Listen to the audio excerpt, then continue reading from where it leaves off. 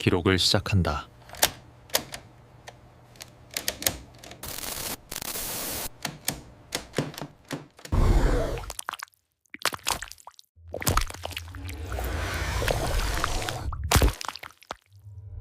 솔직히 로또 맞은 줄 알았다. 경쟁률 500대 1을 뚫고 서울 노른자 땅 신축 브랜드 아파트 더 하이브에 당첨됐으니까. 이 아파트의 핵심은 건설사가 자랑하는 네오 바이오 콘크리트였다. 벽에 금이 가면 미생물이 끼어나 스스로 틈을 메웁니다. 살아 숨쉬는 집이죠. 소장의 말은 단순한 비유가 아니었다. 그게 끔찍한 리얼 다큐멘터리였다는 걸 그때 알았어야 했다. 입주 첫날은 완벽했다. 매끄러운 벽면, 완벽한 방음. 들뜬 마음으로 거실 벽에 웨딩 사진을 걸려고 못을 박았다. 그런데 위치가 애매해서 못을 뺐다가 이상한 점을 발견했다. 방금 뺀 못자국이 사라져 있었다. 자세히 보니 목구멍이 주변 벽지와 똑같은 색의 딱딱한 물질로 꽉 채워져 있었다. 와, 진짜 자가치유 기능이네? 신기해서 타임레스 영상을 찍어봤다. 영상 속 벽은 마치 상처난 피부에 딱지가 있는 것처럼 미세하게 꿈틀거리고 있었다. 갈라진 틈 사이로 회색 점액질이 스며나오더니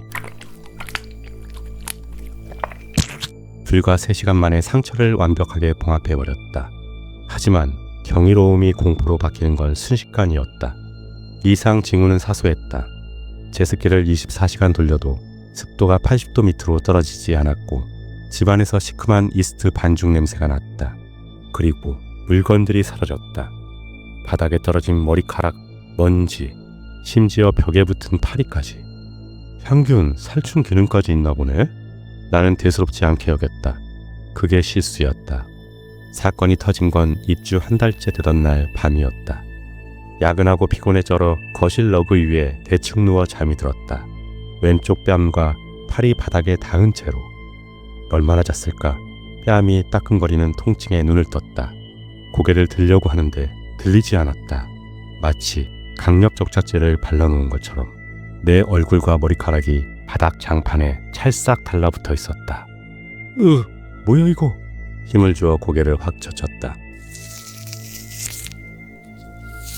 하는 소름 끼치는 소리와 함께 살가죽이 뜯겨나가는 고통이 전해졌다. 아! 거울을 보니 왼쪽 뺨 피부가 벗겨져 피가 맺혀 있었다. 그리고 바닥을 본 나는 얼어붙었다. 뜯겨나간 내 머리카락과 살점들이 바닥 위에 있는 게 아니었다. 바닥재 속으로 함몰되어 있었다. 마치 늪지대처럼 딱딱해 할바루가 물렁물렁해지더니 내 DNA 조각들을 천천히 빨아들이고 있었다. 회색 점액질이 꿀렁거리며 그것들을 감싸 안았다. 이 집은 청소를 하는 게 아니었다. 배가 고파서 먹고 있는 것이었다. 바이오 콘크리트는 균열을 메우는 게 아니라 닿는 모든 유기질을 섭취해 몸집을 불리는 거대한 곰팡이 덩어리였던 것이다. 먼지, 벌레, 그리고 이제 살아있는 사람의 살점까지. 공포가 밀려왔다. 안방에 있는 아내를 깨워야 했다. 여보, 일어나. 빨리 나가야 돼. 안방 문을 열고 나는 주저앉을 뻔했다. 침대 헤드에 기대 잠든 아내의 긴 머리카락이 벽지 속으로 깊숙이 파고 들어가 있었다. 식물 뿌리처럼 머리카락 수백 가닥이 벽과 하나가 되어 있었다. 움직이지 마! 절대 팍 움직이지 마! 가위로 아내의 머리카락을 잘라냈다. 잘린 머리카락 뭉치가 벽 속으로 스르륵 빨려 들어갔다. 벽은 꾸르륵 하는 만족스러운 진동음을 냈다. 우리는 옷도 못 챙기고 현관으로 뛰었다. 하지만 도어락 손잡이가 붉은 핏줄 같은 막으로 뒤덮여 있었다. 지문 인식도, 수동 개폐 장치도 먹통이었다. 문틈이 이미 회색 반죽으로 용접된 상태였다. 집이 우리를 가둔 것이다. 그때 천장 에어컨 틈새에서 끈적한 회색 액체가 툭툭 떨어지기 시작했다. 집의 소화액이었다. 액체는 바닥에 닿자마자 꿈틀대며 우리 쪽으로 기어왔다. 나는 미친 듯이 인터폰으로 관리실에 연락했다. 문이 안 열려요. 벽이 사람을 먹으려고 한다고요. 하지만 수화기 너머 직원의 목소리는 너무나 덤덤했다. 아, 1504호요. 입주 한 달 되셨죠? 영양제 주는 거 까먹으셨구나. 애가 배가 많이 고파서 문까지 소환시키려고 하네요. 뭐라고요? 경찰 부를 거야. 소용없어요. 계약서에 면책 조항 다 있거든요. 팁 하나 드릴게요. 냉장고에 있는 거 싹 다 바닥에 뿌리세요. 배가 차야 뱉어낼 겁니다. 집안은 아수라장이었다. 우리는 미친 사람들처럼 냉장고를 털었다. 삼겹살, 계란, 김치, 손에 잡히는 대로 바닥에 내던졌다. 음식물은 치익 소리를 내며 바닥재 속으로 빨려 들어갔다. 하지만 턱없이 부족했다. 집 전체가 고기 줘, 단백질 줘 라고 웅웅거리는 것 같았다. 더 없어? 더 없냐고. 결국 태어날 아기를 위해 준비한 유기농 옷, 가죽 소파까지 칼로 찢어 벽에 먹였다. 집은 닥치는 대로 삼켰다. 가죽 소파가 흐물흐물 녹아 벽 속으로 흡수되는 광경은 지옥도 그 자체였다. 30분 뒤 먹을 게 다 떨어지자 진동이 멈췄다. 하고 현관문 잠금이 풀렸다. 우리는 맨발로 집을 뛰쳐나와 1층까지 내달렸다. 숨을 몰아쉬며 아파트를 올려다보는데 우리 집 바로 아래층 베란다 외벽에 시커먼 얼룩이 보였다. 단순한 얼룩이 아니었다. 사람의 형상이었다. 구조를 요청하려다 벽에 흡수된 듯 상반신이 튀어나온 채 굳어버린 사람의 석상. 회색 콘크리트가 얼굴을 덮어버려 건물 장식처럼 변해 있었다. 경비원이 다가와 무심하게 말했다. 아, 저거요. 1404호 아저씨가 벽한테 좀 찌익이 잡혔나 보네. 며칠 지나면 수화돼서 없어질 겁니다. 우리는 그 길로 도망쳤다. 건설사를 고소했지만 거대 로펌과 깨알 같은 약관 앞에선 소용없었다. 주민관리소홀, 그게 결론이었다. 우리는 겨우 목숨만 건져 그 지옥 같은 아파트를 빠져나왔다. 보증금이고 뭐고 다 포기하고 서울 외곽의 허름한 빌라 2층으로 이사했다. 낡고 곰팡이가 핀 집이었지만 적어도 벽이 사람을 먹지는 않는 곳이라 안심했다. 그렇게 한 달이 지났다. 어느 날 아침 눈을 떴는데 아내가 보이지 않았다. 여보, 어디 갔어? 거실로 나가봤지만 텅 비어 있었다. 식탁 위에 아내의 핸드폰만 덩그러니 놓여 있었다. 불안한 마음에 현관문을 열어보려는데 문이 꿈쩍도 하지 않았다. 그리고 그때 등 뒤에서 이상한 소리가 들렸다. 소리는 거실 한쪽 벽면에서 나고 있었다. 나는 천천히 고개를 돌렸다. 아까는 미처 보지 못했는데 낡은 꽃무늬 벽지가 묘하게 불룩 튀어나와 있었다. 마치 사람 하나가 벽지 뒤에 서 있는 것처럼. 나는 떨리는 손으로 벽지에 손을 댔다. 따뜻했다. 사람의 체온이었다. 여보! 그 순간 벽지 안에서 낯익은 목소리가 웅웅거리며 들려왔다. 오빠, 여기 너무 편해. 뭐? 거기서 뭐 하는 거야? 당장 나와. 나는 미친 듯이 벽지를 쥐어뜯었다. 하지만 벽지는 찢어지지 않았다. 아니, 찢어질 수가 없었다. 그것은 종이가 아니라 사람의 피부였으니까. 이제는 알 것 같았다. 우리가 탈출한 게 아니었다. 우리가 그 아파트에서 묻혀온 그 회색 보자들은 단순히 우리 몸을 갉아먹는 게 아니었다. 그것들은 우리가 사는 공간 자체를 그 아파트로 변이시키는 씨앗이었다. 이 낡은 빌라 전체가 이미 그 아파트의 새끼가 되어버린 것이다. 오빠 너 이리 와. 배 안 고파도 돼. 그냥 자면 돼. 벽 속의 아내가 나를 부르고 있었다. 그때 내 발목이 쑥 하고 바닥으로 꺼졌다. 내려다보니 낡은 장판이 회색 점액질로 변해 내 다리를 집어삼키고 있었다. 도망쳐야 한다는 생각보다 참을 수 없는 졸음이 쏟아졌다. 마치 어머니의 자궁 속에 들어온 것처럼 아늑했다. 내 몸이 서서히 바닥과 벽과 하나가 되어갔다. 의식이 흐려지는 와중에 나는 보았다. 내 배꼽위로 회색 콘크리트가 차오르는 것을, 그리고 내 맞은편 벽, 아내가 갇혀있는 그곳에서 벽지가 찢어지며 아기의 작은 손이 쑥 하고 튀어나오는 것을. 아, 그렇구나. 그 아파트는 우리를 죽이려던 게 아니었다. 번식을 하고 싶었던 것이다. 우리는 그저 새로운 집을 짓기 위한 숙주였을 뿐이었다.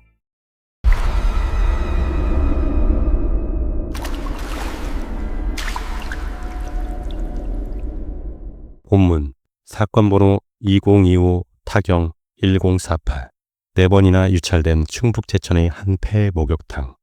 경매 컨설턴트로 일하며 수많은 폐가를 다녀봤지만 이런 곳은 처음이었다. 입구의 노비부터 탈의실, 욕탕 내부까지 건물 내의 모든 거울이 의도적으로 뜯겨나가 있었다. 심지어 수도꼭지의 광택마저 사포로 긁어놓은 기이한 현장. 주인은 도대체 무엇을 보지 않기 위해 모든 반사체를 없앤 걸까? 그리고 탕 안에 가득 고여있던 그 검은 물 속에는 과연 무엇이 살고 있을까? 그 여자의 눈은 굵은 실로 꿰매져 있었습니다. 12월의 장마라니 시작부터 기분이 좋지 않았다. 그날은 하루 종일 빗줄기가 차창을 신경질적으로 때리는 날이었다. 나는 부동산 경매 컨설턴트다. 남들은 귀신 나오는 폐가라고 거리는 곳을 헐값에 사들여 리모델링한 뒤 대파는 게 내 직업이다. 귀신? 원한? 그런 건 믿지 않는다. 내가 세상에서 제일 무서운 건 유찰과 세금뿐이었다. 적어도 그곳에 가기 전까지는 그랬다. 충북 제천의 산자락에 위치한 옛 온천 건물. 사건 번호 2025 타경 1048. 감정가 8억에서 시작해 4번이나 유찰되어 2억까지 떨어진 그야말로 썩은 매물이었다. 오후 4시가 조금 넘은 시간이었지만 산속의 안개와 비구름 때문에 사방은 이미 초저녁처럼 어둑어둑했다. 차에서 내리자마자 훅 끼치는 냄새가 있었다. 오래된 물비린내, 썩은 낙엽 냄새, 그리고 기이하게도 진한 향 냄새가 섞여 있었다. 마치 누군가 방금 전까지 제사를 지내다 떠난 것처럼 매캐한 향 냄새가 콧속을 찔렀다. 건물 외벽은 흉물스러웠다. 말라 비틀어진 담쟁이 덩굴이 건물 전체를 빗줄처럼 칭칭 감고 있었는데 빗물에 젖어 검붉게 번들거리는 꼴이 꼭 벗겨진 근육 같았다. 나는 손전등을 켜고 노비 안으로 발을 들였다. 후! 익힘이 하얗게 서렸다. 내부는 바깥보다 더 축축했다. 깨진 유리조각과 젖은 전단지들이 바닥에 곤죽이 되어 발에 밟혔다. 랜턴 불빛을 이리저리 비추던 나는 곧 기묘한 위화감을 느꼈다. 노비 중앙 기둥, 원래대로라면 대형 거울이 붙어 있어야 할 자리였다. 하지만 거울은 없었다. 단순히 깨져서 없어진 게 아니었다. 실리콘 자국과 나사 구멍만이 흉터처럼 남아 있었다. 누군가 아주 정성스럽게 의도적으로 거울을 떼어낸 흔적이었다. 그때까지만 해도 나는 대수롭지 않게 생각했다. 고물상들이 돈 되는 건 다 떼어갔구나. 하지만 그 생각은 지하로 내려가면서 서서히 공포로 바뀌기 시작했다. 지하 1층 대욕장으로 내려가는 계단. 한 걸음씩 내려갈수록 공기는 물먹은 소미불처럼 무겁게 내 어깨를 눌렀다. 남탕 탈의실에 들어선 순간 나는 등골이 서늘해짐을 느꼈다. 탈의실, 옷을 벗고 자신의 몸을 확인하는 곳. 그래서 사방에 거울이 있어야 할 마땅한 이곳에 거울이 단 하나도 없었다. 세면대 앞도, 로션을 바르는 화장대도, 심지어 벽면 전체에 붙어 있었을 전신 거울 자리도 텅 비어 있었다. 나는 떨리는 손으로 세면대 수도꼭지에 랜턴을 비췄다. 반짝여야 할 스테인리스 수도꼭지가 뿌옇게 탁해져 있었다. 가까이서 보니 누군가 거친 사포로 수도꼭지 표면을 미친 듯이 긁어놓은 자국이 선명했다. 옷장 열쇠 구멍, 문 손잡이, 심지어 광이 나는 타일까지. 이 공간에 존재하는 모든 반사되는 물체들은 모조리 긁히거나 뜯겨나가 있었다. 마치 그 어떤 것도 이곳에선 비치면 안 된다는 강박적인 관기처럼 보였다. 도대체 무엇을 보지 않기 위해서, 아니면 무엇에게 보여주지 않기 위해서였을까? 나는 돌아가고 싶었다. 본능이 경고하고 있었다. 하지만 여기까지 와서 탕 내부를 확인하지 않고 가면 헛걸음이었다. 나는 마른 침을 삼키며 대욕장 문을 열었다. 녹슨 경첩이 비명을 질렀다. 문을 열자마자 숨이 탁 막혀왔다. 폐업한 지 10년이 지난 목욕탕인데 안은 후끈했다. 바닥 타일 틈새에서 뜨거운 지열과 함께 수증기가 끊임없이 품어져 나오고 있었다. 랜턴을 비춰도 3m 앞이 보이지 않을 만큼 자욱한 안개. 그 하얀 수증기 미로 속에 나는 갇혀버린 기분이었다. 소리가 들렸다. 천장에서 떨어지는 물소리가 아니었다. 누군가 탕 안에 들어가 불장구를 치는 듯한 묵직한 소리였다.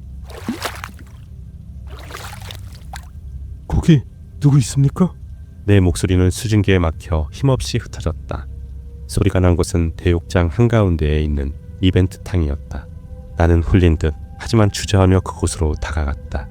가까이 갈수록 비릿한 새냄새가 진동했다. 그리고 안개 너머로 탕의 모습이 드러났을 때 나는 헛숨을 들이켰다. 탕 안에는 검붉은 물이 가득 차 있었다.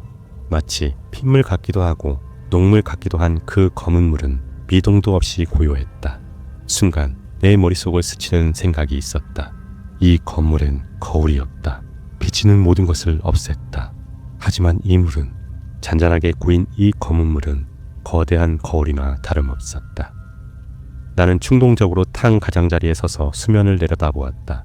검은 수면 위로 내 얼굴이 비쳤다. 그리고 내 얼굴 옆으로 천장의 모습이 비쳤다. 나는 고개를 들어 천장을 보았다. 곰팡이 핀 텅 빈 콘크리트뿐이었다. 하지만 다시 시선을 내려 물속을 들여다보았을 때 물에 비친 천장에는 무언가가 매달려 있었다. 새카만 머리카락 뭉치들, 수십 수백 개의 머리카락 뭉치들이 박쥐처럼 천장에 거꾸로 매달려 흔들리고 있었다. 그리고 그것들은 스르르 천장에서 떨어져 내려오고 있었다. 오직 거울 속 세상에서만 심장이 미친 듯이 요동치기 시작했다. 이건 환각이다. 나가야 한다. 뒷걸음질 치던 내 등 뒤로 다시 그 소리가 들려왔다. 아까보다 훨씬 가까웠다. 젖은 맨발이 타일 바닥을 때리는 소리. 하지만 수증기 때문에 아무것도 보이지 않았다. 공포에 질린 나는 허둥대다 벽 쪽으로 몰렸다. 내 등이 차가운 타일벽에 닿았다. 그 순간 내 눈에 들어온 것이 있었다. 벽 타일에 맺힌 수천, 수만 개의 물방울들이었다. 높은 습도 때문에 벽면에 송글송글 맺힌 그 작은 물방울 하나하나가 볼록 거울이 되어 내 등 뒤의 세상을 비추고 있었다. 나는 보았다. 그 수만 개의 작은 물방울 속에 비친 형상을. 내 바로 뒤 불과 한 뼘 거리에 어떤 여자가 서 있었다. 온몸에 피부가 물에 불어 하얗게 짓무른 여자. 그녀는 내 오른쪽 어깨 너머로 고개를 쑥 내밀고 있었다. 그리고 물방울에 비친 그녀의 얼굴엔 눈이 없었다. 눈동자가 있어야 할 자리가 움푹 파여 있었고 그 아래 눈꺼풀이 굵은 실로 X자로 꿰매져 있었다. 그녀가 입을 열었다. 물 끓는 소리 같은 그르렁거리는 목소리가 내 귓가를 파고들었다. 찾았다. 보는 놈. 나는 비명을 지르며 출구를 향해 뛰었다. 넘어지고 미끄러지며 무릎이 깨지는 것도 느끼지 못했다. 내 뒤에서 수십 명의 발소리가 떼를 지어 쫓아왔다. 마치 물속에서 튀어나온 물고기 떼가 바닥거리는 듯한 소리였다. 보지마. 눈 감아. 보지마. 나는 미친 사람처럼 소리를 지르며 계단을 네 발로 기어 올랐다.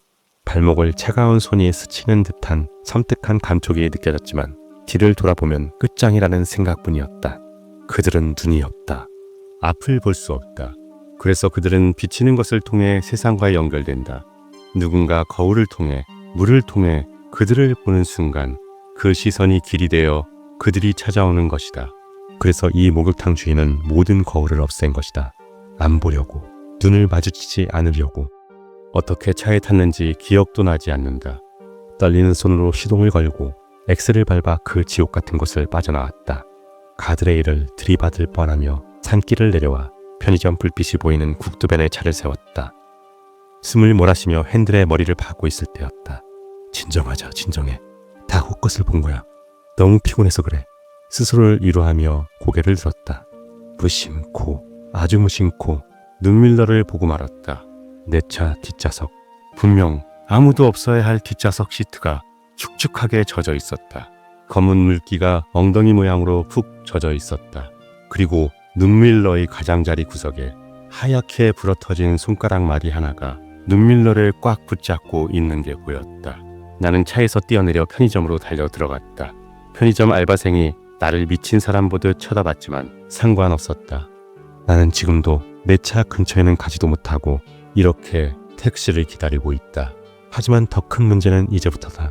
편의점 통유리창, 주머니 속 스마트폰 화면, 반거리의 쇼윈도. 세상에는 나를 비추는 것들이 너무나 많다. 지금 이 이야기를 듣고 있는 당신, 혹시 지금 어두운 방 안에서 스마트폰을 보고 있는가?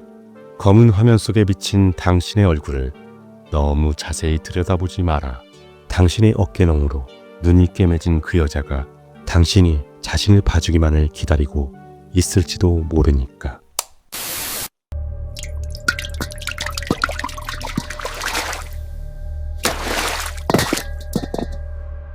아, 미치겠네. 진혁은 신경질적으로 젖은 머리카락을 쓸어넘겼다. 평당 1억 5천, 대한민국에서 가장 비싸다는 하이엔드 아파트. 더 헤리티지에 입주한 지 딱 3일째 되는 날이었다. 모든 것이 완벽해야 할 이 40억짜리 성체에서 믿을 수 없는 소리가 들려오고 있었다. 천장형 시스템 에어컨 날개 틈으로 검은 액체가 떨어지고 있었다. 바닥에 깔린 이탈리아산 대리석 위로 흉물스러운 검은 얼룩이 번졌다. 보일러 배관이 터졌나? 아니면 밑집 누수?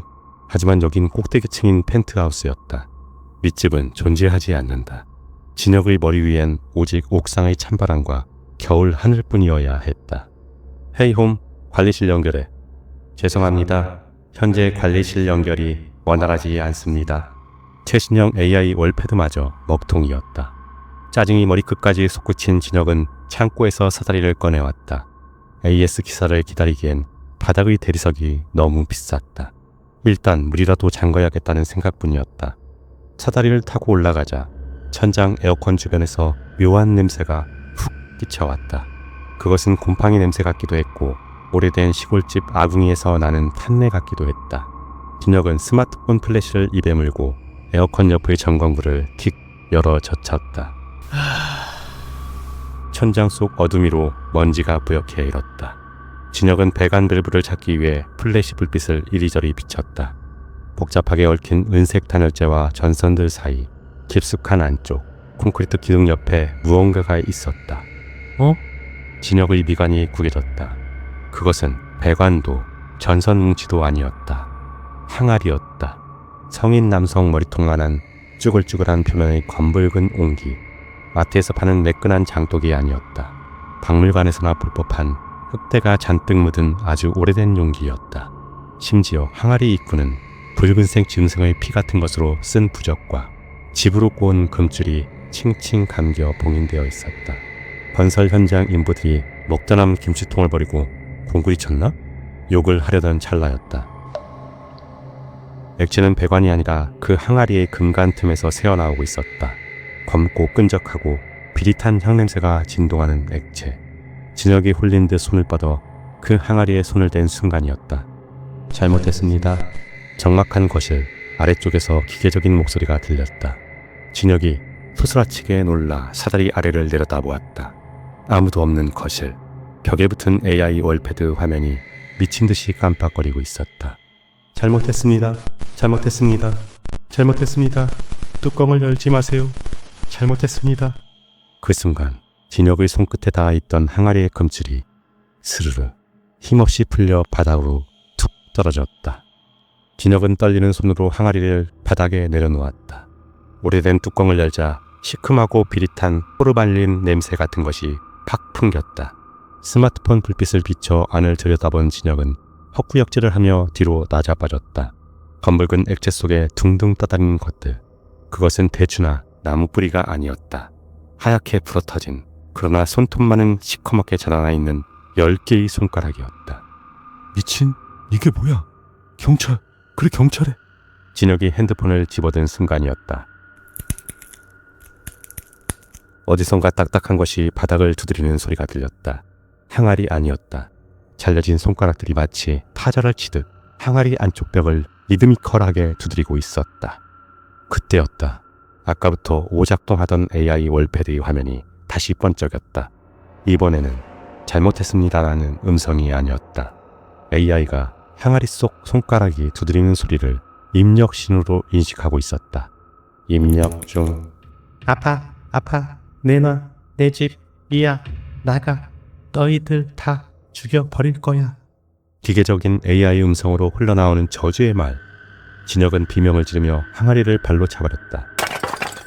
항아리가 깨지며 검은 액체와 손가락들이 거실 대리석 바닥으로 쏟아졌다. 그런데 바닥에 떨어진 손가락들이 멈추지 않았다. 마치 벌레처럼 혹은 거미처럼 10개의 손가락이 제각기 꿈틀거리며 바닥을 기어서 어디론가 향하기 시작했다. 그들이 향하는 곳은 명확했다. 진혁이 서 있는 곳이 아니었다. 바로 거실 한가운데 아파트를 지탱하고 있는 거대한 메인 기둥이었다. 바닥을 기어가던 10개의 하얀 손가락들은 거실 중앙, 육중한 대리석 기둥 밑둥으로 파고들었다. 마치 시멘트가 진흙이라도 된 듯 손가락들은 스르르 기둥 속으로 흡수되어 사라졌다. 진혁은 뒷걸음질 쳤다. 도망쳐야 했다. 현관으로 달려가기 위해 몸을 돌리려던 순간이었다. 진혁은 비명을 지르며 제 오른손을 부여잡았다. 마치 오한마로 내려친 듯한 격통이 10손가락에서 동시에 터져나왔다. 손가락 뼈가 으스러지는 듯한 환상통. 하지만 눈으로 본 진혁의 손은 멀쩡했다. 멍 하나 없었다. 안 돼! 안 돼! 움직여! 문제는 고통보다 통제불능이었다. 뇌는 현관문을 열어라고 명령하는데 손은 제멋대로 움직였다. 오른손이 제 의지와 상관없이 허공을 휘적거렸다. 아니, 무언가를 잡으려 하고 있었다. 진혁의 몸이 질질 끌려갔다. 귀신이 잡아당기는 게 아니었다. 진혁의 오른팔 근육과 인대가 비틀리며 스스로를 거실 중앙으로 끌고 가고 있었다. 싫어! 이거 나! 놓으라고! 진혁은 왼손으로 오른팔을 붙잡고 저항했지만 인간의 힘으로 막을 수 있는 악력이 아니었다. 그의 오른손은 정확히 아까 손가락이 사라진 그 기둥을 향해 뻗어졌다. 진혁의 10손가락이 차가운 대리석 기둥을 움켜쥐었다. 그 순간 손가락 마디마디가 하얗게 질릴 정도로 강력한 낙이 걸렸다. 마치 죽은 자의 사후 경직이 산 사람의 팔에 온 것처럼 근육이 돌처럼 굳어버렸다. 경비실입니다. 4025 입주민님? 층간소음 민원이 들어와서요. 계십니까? 인터폰 너머로 경비원의 목소리가 들렸지만 진혁은 대답할 수 없었다. 그는 기둥을 끌어안은 채 입에 거품을 물고 있었다. 그의 입에서 나온 말은 살려줘가 아니었다. 자신의 의지와는 전혀 다른 걸걸하고 신노파의 목소리가 억지로 비집고 나왔다. 내 집이야. 아무도 못 나가. 한 발자국도 못 나가. 뉴스 속보.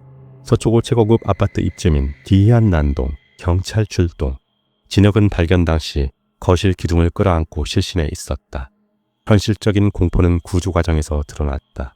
구조대원 성인 남성 3명이 달라붙었지만 기둥을 움켜쥔 진혁의 손가락을 떼어낼 수 없었다. 강제로 떼어내려 하자 진혁의 손가락 뼈가 우두둑 부러지는 소리가 났지만 근육은 풀리지 않았다.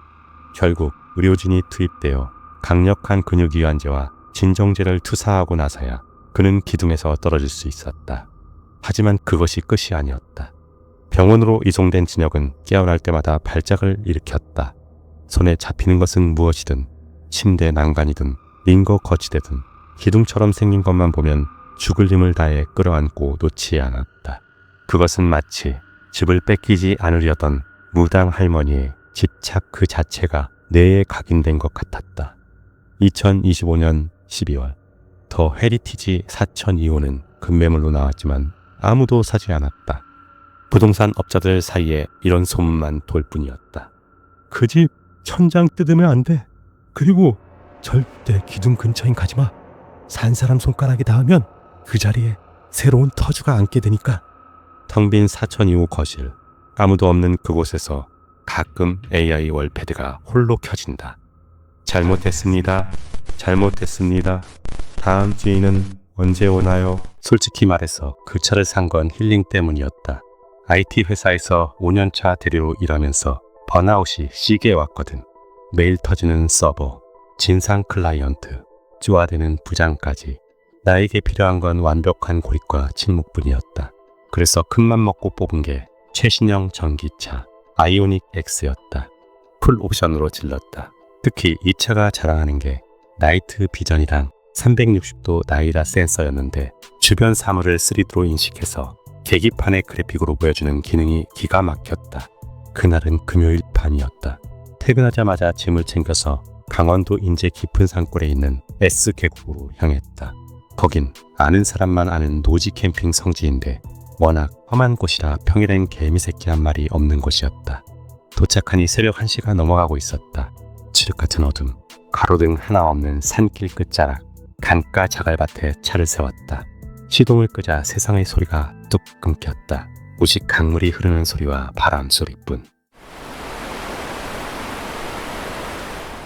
이거지. 내가 원하던 게 바로 이거였다. 나는 뒷좌석을 평탄화하고 트렁크를 연 채로 차 안에 누워 물멍을 때렸다. 전기차라 매연도 없고 소음도 없으니 스텔스 차박에는 최적이었다. 맥주 한 캔을 따서 마시고 넷플릭스를 좀 보다가 스르르 잠이 들었다. 문제의 시작은 새벽 3시 40분쯤이었다. 갈증 때문에 잠했었겠다. 차 안은 서늘했다. 습기 때문에 차 창문이 뿌옇게 흐려져 밖이 전혀 보이지 않았다. 나는 비몽사몽간에 물을 마시려고 운전석 쪽 컵홀더로 손을 뻗었다. 그때 무심코 대시보드의 메인 디스플레이를 봤다. 전기차는 시동을 꺼도 센서가 대기 모드로 작동하면서 주변 상황을 모니터링한다. 보통은 아무것도 없으면 그냥 내 차 모양만 덩그러니 떠 있어야 정상이다. 그런데 화면이 좀 이상했다. 내 차 그래픽 주변으로 빨간색 점들이 떠 있었다. 이게 뭐지? 잠이 확 달아났다. 자세히 보니 점이 아니었다. 그것은 사람 모양의 아이콘이었다. 하나, 둘, 셋, 넷, 다섯. 무려 5명의 사람 아이콘이 내 차를 빙 둘러싸고 있었다. 순간 머리카락이 쭈뼛었다. 여긴 인제 산골짜기다. 가장 가까운 민가까지 차로 20분은 나가야 하고 들어오는 길은 외길이라 차가 들어오면 나이트 불빛 때문에 모를 수가 없다. 그런데 새벽 4시가 다 된 시간에 사람 5명이 내 차를 에워싸고 있다고? 나는 숨을 죽이고 창밖을 내다봤다. 하지만 짙게 낀 새벽 안개와 창문에 맺힌 결로 때문에 밖은 한 치 앞도 보이지 않았다. 그냥 희뿌연 회색 벽에 갇힌 기분이었다. 센서 오류인가? 가끔 그럴 때가 있다. 전봇대를 사람으로 인식하거나 흩날리는 비닐봉지를 개로 인식하는 경우 나는 헛웃음을 삼키며 생각했다. 그래, 나뭇가지가 바람에 흔들리는 걸 사람으로 착각했겠지. 쫄지 말자 조진호. 나는 확인을 위해 창문을 내리는 대신 차의 서라운드 뷰 카메라 버튼을 눌러 화면을 띄웠다. 센서가 오류라면 카메라는 진실을 보여줄 테니까. 화면이 전환되고 차의 사방을 비추는 카메라 영상이 떴다. 적외선 카메라라 흑백 노이즈가 좀 있었지만 주변은 식별 가능했다. 아무도 없었다. 자갈밭, 흔들리는 갈대, 흐르는 강물. 그게 전부였다. 차 주변엔 개미새끼 한 마리 없었다. 뭐야. 시겁했네. 역시 국산차 소프트웨어는 아직 멀었어. 나는 안도의 한숨을 내쉬며 다시 센서 화면으로 돌렸다. 그런데 그 순간 심장이 바닥으로 쿵 떨어지는 것 같았다. 카메라에는 아무것도 없는데 센서 화면 속의 빨간색 사람 아이콘들은 아까보다 더 차 쪽으로 바짝 붙어 있었다. 마치 창문에 귀를 갖다 대고 있는 것처럼. 등골이 오싹하다는 말이 무슨 뜻인지 그때 처음 알았다. 내 눈은 아무도 없다고 하는데 기계는 분명히 누군가 있다고 말하고 있었다. 그 괴리감이 주는 공포는 상상을 초월했다. 나는 본능적으로 차문 잠금 버튼을 연타했다. 이미 잠겨져 있었지만 확인하고 또 확인했다. 그때였다. 화면 속 운전석 바로 옆에 서 있는 아이콘이 미세하게 움직였다. 팔을 들어 올리는 듯한 모션. 그리고 동시에 운전석 유리창에서 소리가 났다. 누군가 손톱으로 유리를 아주 살살 두드리는 소리. 나는 비명을 지르며 조수석 쪽으로 몸을 날렸다. 소름 끼치는 건 창밖엔 여전히 아무것도 보이지 않는다는 거였다. 안개 낀 유리창 너머는 그냥 허공이었다. 귀신인가? 이 깊은 산 속에 물귀신이라도 나온 건가? 하지만 귀신이라기엔 센서의 반응이 너무 정교했다. 화면 속 아이콘들은 이제 내 차를 중심으로 빙글빙글 돌기 시작했다. 마치 재물을 앞에 둔 의식처럼, 혹은 먹잇감을 살피는 하이에나 떼처럼 천천히 그리고 규칙적으로 내 심장 박동 소리가 차 안을 가득 채웠다. 진정해. 일단 시동 걸고 나가자. 브레이크를 밟고 스타트 버튼을 눌렀다. 띠링 하는 맑은 구동음과 함께 계기판이 활성화되었다. 그런데 출발하려고 기어를 드라이브에 놓는 순간 경고음이 미친 듯이 울렸다. 전방 및 측면에 장애물이 감지되었습니다. 충돌 주의. 긴급 배동 시스템이 작동합니다. 차가 움직이지 않았다. 요즘 전기차 안전장치가 너무 예민해서 센서에 사람이 너무 가깝게 붙어 있다고 판단되면 강제로 브레이크를 잡아버리는 기능 때문이었다. 아, 제발 비키라고. 머리 좀 풀리라고. 나는 미친 사람처럼 핸들을 내리쳤다. 그 사이에도 화면 속 아이콘들은 끈질기게 차 주변을 맴돌았다. 아니, 이제는 행동 패턴이 바뀌었다. 서 있던 아이콘들이 하나 둘씩 앉는 자세로 바뀌었다. 그리고 차체 아래쪽 타이어 쪽으로 파고들기 시작했다. 이번엔 소리가 달랐다. 유리창이 아니었다. 차체 하부 바퀴 쪽에서 자갈이 밟히고 무언가 긁히는 소리가 났다.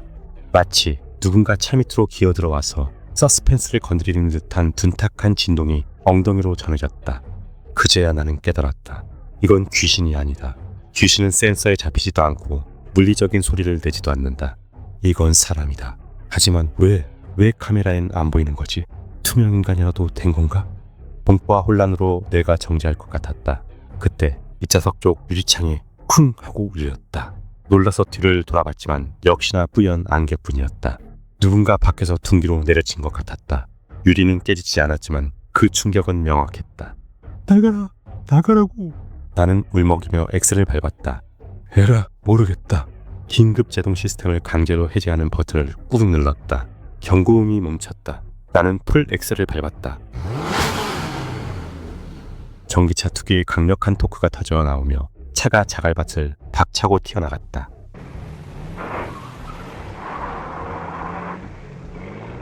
바퀴에 무언가 걸리는 느낌이 들었지만 무시했다. 나는 백밀러도 보지 않고 그 어둠 속의 외길을 미친 듯이 질주했다. 가로등 하나 없는 산길을 시속 100km로 달렸다. 구불구불한 커브길에서 몇 번이나 낭떠러지로 떨어질 뻔했지만 멈추면 죽는다는 생각뿐이었다. 그렇게 20분을 달려 산을 내려와 불 켜진 24시간 편의점이 보이는 국도변에 도착해서야 차를 세울 수 있었다. 편의점 불빛을 보자마자 다리에 힘이 풀려 주저앉을 뻔했다. 살았다. 나는 떨리는 손으로 차 문을 열고 내렸다. 밝은 곳에서 차 상태를 확인해야 했다. 도대체 뭐가 붙어 있었던 건지, 내 눈이 미쳤던 건지. 그리고 나는 차의 상태를 보고 그 자리에서 오줌을 지릴 뻔했다. 편의점 조명 아래 드러난 내 흰색 아이오닉 X는 엉망이었다. 하단 범퍼와 사이드 스커트 쪽에 진흙이 잔뜩 묻어 있었다. 그런데 그 진흙 자국, 그냥 흙탕물이 튀어서 생긴 게 아니었다. 명확한 손바닥 자국이었다. 수식개의 손자국이 차체 가장 아래쪽 바퀴 바로 옆 플라스틱 몰딩을 잡고 늘어진 흔적이 선명했다. 그리고 타이어, 운전석 쪽 앞바퀴 타이어 측면에 날카로운 칼자국이 깊게 그어져 있었다. 조금만 더 깊었으면 펑크가 났을 것이다. 그제야 모든 퍼즐이 맞춰졌다. 왜 센서에는 잡혔는데 카메라에는 안 보였는지, 왜 내 눈으로 창밖을 봤을 땐 아무것도 없었는지. 그들은 서 있었던 게 아니었다. 그들은 처음부터 바닥에 배를 깔고 기어 다니고 있었다. 최신 전기차의 라이다 센서는 물체의 형태를 인식해서 사람이라고 판단하면 기본 설정값인 서 있는 사람 아이콘으로 화면에 표시해준다. 즉, 엎드려 있든 기어 다니든 사람의 형상이면 그냥 서 있는 아이콘으로 띄우는 것이다. 하지만 카메라는 달랐다. 사이드 미러에 달린 카메라는 보통 운전자의 시야각에 맞춰져 있거나 주차 라인을 보기 위해 바닥을 비추더라도 차체에 딱 붙어있는 사각지대까지는 완벽하게 보여주지 못한다. 그놈들은 그걸 알고 있었다. 차박하는 차들의 카메라 사각지대를. 그래서 바닥에 엎드린 채로 뱀처럼 기어서 차에 접근했던 것이다. 창문 높이보다 낮게, 카메라 앵글보다 낮게. 내 눈이 닿지 않는 차체 밑으로 기어들어와 타이어를 찍고 브레이크 호스를 자르려고 했던 것이다. 만약 내가 그곳에서 계속 잠을 잤거나 차문을 열고 확인하러 나갔다면 발목부터 잡혀서 그대로 차 밑으로 끌려 들어갔을 것이다. 경찰에 신고했지만 범인은 잡지 못했다. 다음날 경찰과 함께 현장에 가봤지만 간밤의 비로 자국은 씻겨 내려갔고 CCTV 하나 없는 곳이라 추적이 불가능하다고 했다. 경찰관이 혀를 차며 해준 말이 더 소름 끼쳤다. 선생님, 운 좋으셨네. 요즘 이쪽 지역에 땅개들이 돈다는 소문이 있긴 했거든요. 땅개요? 네, 예전에 화물차 털던 수법인데 요즘은 차박족들 놀인데요. 차 밑에 숨어 있다가 사람 나오면 덮치거나 차 고장내서 고립시킨 다음에 털어가는 놈들입니다. 근데 놈들이 전기차 센서까지는 생각을 못했나 보네. 나는 그 뒤로 차박은 꿈도 꾸지 않는다. 아니, 밤운전조차 무서워졌다. 지금도 가끔 신호 대기 중에 아무도 없는 횡단보도에서 내 차 센서가 갑자기 빨간색 사람을 인식할 때가 있다. 그럼 나는 미친 듯이 백밀러를 확인하고 문을 잠근다. 기계는 거짓말을 하지 않는다. 오류라고 생각하지 마라. 당신의 눈에 보이지 않는다고 해서 거기에 아무도 없는 것은 아니다. 지금 당신의 차, 그 바닥 아래에 누가 엎드려 있을지 모르니까. 사람들은 흔히 우주가 세상에서 가장 외롭고 고요한 곳이라고 말하곤 한다. 하지만 그건 착각이다. 진짜 고독은 별들이 반짝이는 우주에 있는 것이 아니라 머리 위 320m, 수천 톤의 시커먼 바닷물이 내 전신을 짓누르고 숨 쉴 공간이라곤 고작 새로 된 캡슐 하나뿐일 때 비로소 찾아오는 법이다. 문을 열람할 사건은 빛조차 닿지 않는 심해에서 겪은 가장 축축하고 무거운 공포에 관한 기록이다. 나는 푸아 잠수사였다. 일반인들에게는 생소하겠지만 쉽게 말해 인간의 몸을 스펀지처럼 만들어 극한의 수압을 견디게 한 뒤 심해의 송유관이나 케이블을 수리하는 기술자들. 우리는 한번 작업에 들어가면 좁디 좁은 가압 챔버 안에서 한 달을 꼬박 살아야만 했다. 빛 한 점 없는 바닷속, 새로 만든 작은 캡슐인 그곳은 나의 집이자 일터이자 벗어날 수 없는 감옥이었다. 2024년 겨울 동해 가스관 수리 작업. 그날 밤 나는 동료인 강 선배가 잠든 사이 홀로 당직을 서고 있었는데 챔버 밖은 완벽한 어둠이었고 들리는 것이라곤 내 거친 숨소리와 생명유지 장치들의 낮은 진동 소리뿐이었다. 당신이라면 어땠을까? 사방이 칠흑 같은 어둠이고 벽 너머엔 당신을 짓눌러 터뜨릴 준비가 된 수압이 도사리고 있는 그 좁은 공간에서 혼자 깨어있다는 기분을 상상할 수 있을까? 아마 당신도 그 정막을 견디지 못해 미쳐버렸을지도 모른다. 그때였다.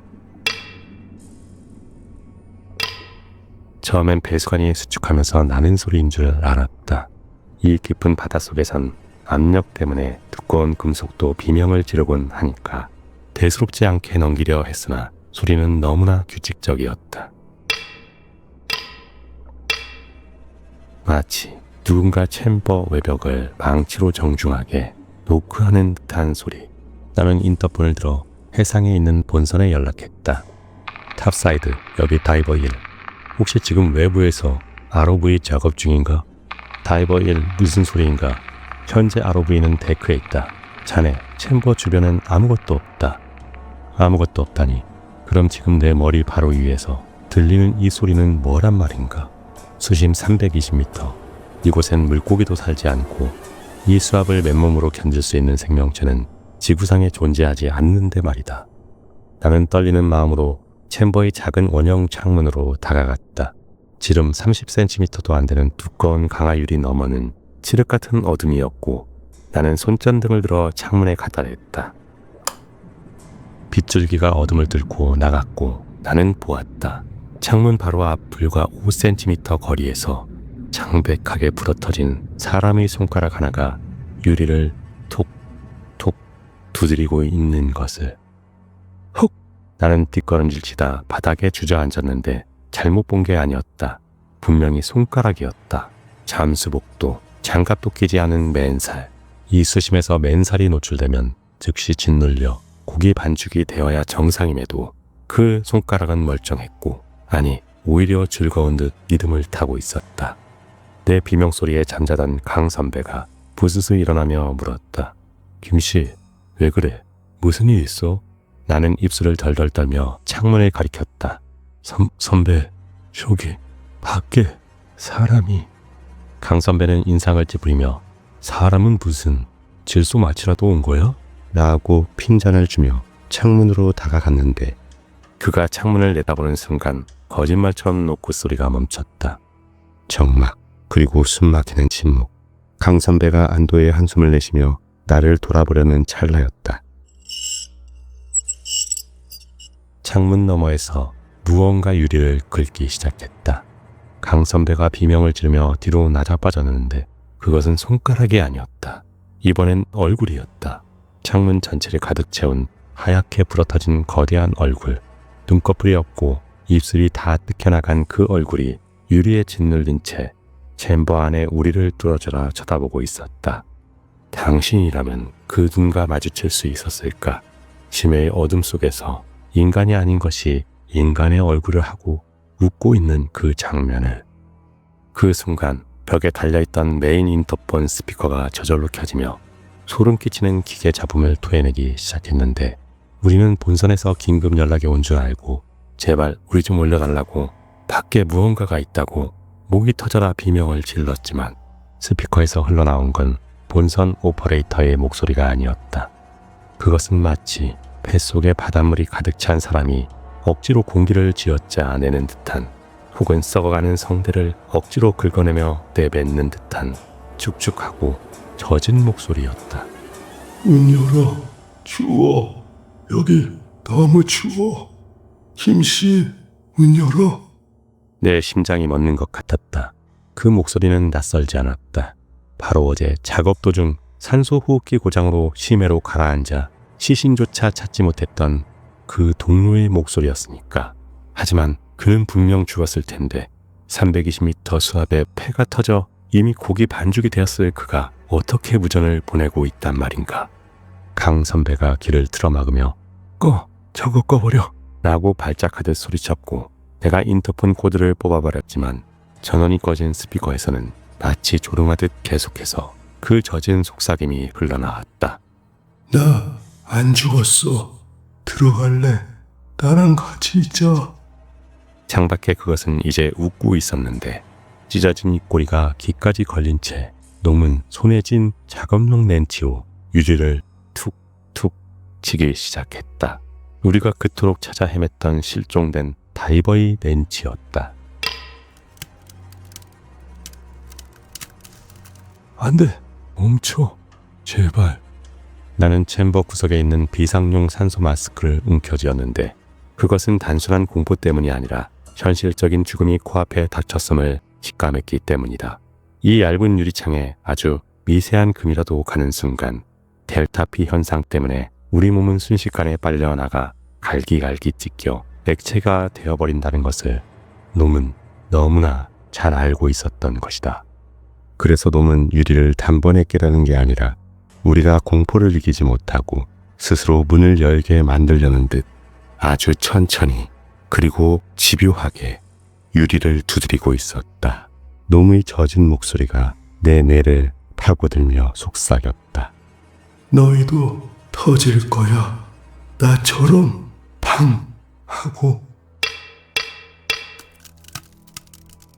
렌치로 유리를 내찍는 소리가 점점 빨라졌고 유리에 난 실금이 거미줄처럼 번져나가는 그 찰나의 순간 우리는 서로를 끌어안고 살려달라고 비명을 지르던 그때 챔버가 거대한 충격과 함께 쿵 하고 흔들리며 세상이 뒤집혔다. 기억이 끊긴 건 그때였는데 본선에서 비상 상황을 감지하고 챔버를 강제로 인양하기 시작했던 것 같다. 급격한 압력 변화로 기절했다가 눈을 떴을 때는 이미 육지의 병원이었는데 회사는 질소마취에 의한 집단 환각이라고 결론지었고 창문에 난 흠집은 인양 도중 부딪힌 흔적이라고 은폐해버렸다. 하지만 나는 안다.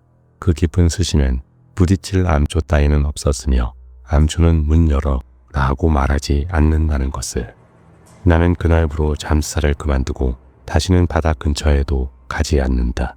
육지로 돌아온 지 1년이 지났지만 나는 아직도 1층에 살지 못하고 땅에서 가장 먼 20층 아파트에 숨어 살고 있는데 내 머리 위에 무언가 있다는 그 느낌을 견딜 수 없기 때문이다.